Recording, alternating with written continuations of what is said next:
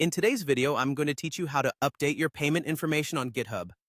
Whether you're managing a personal account or a business profile, keeping your billing details up to date is crucial for seamless transactions and record keeping. So let's dive right in and walk through this process together. First things first, you'll need to navigate to your GitHub dashboard. This is your central hub where you can access all your repositories and account settings. Once there, glance up to the top right corner of your screen. You'll notice a small icon, which represents your profile picture.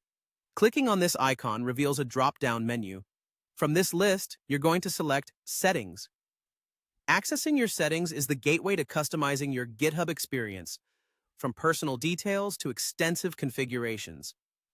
Now that you're in the Settings section, direct your attention to the left-hand pane. Here, you'll see various options to choose from, but for our task, we're interested in billing and licensing. Click on it. This area handles all matters related to your subscriptions, payments, and licenses, making it a vital stop for managing your account's financial aspects. Within the billing and licensing section, you'll see another set of options unfold.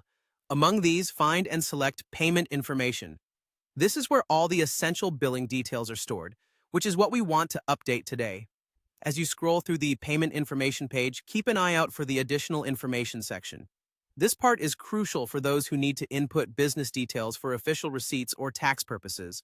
Adding this extra layer of information ensures all your transactions reflect the correct name or address, which can save time and prevent confusion down the line. Once you've located additional information, you'll see an option to Add Information.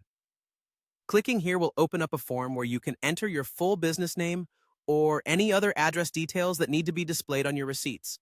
Enter your information carefully, ensuring that everything is spelled correctly and formatted as you wish it to appear.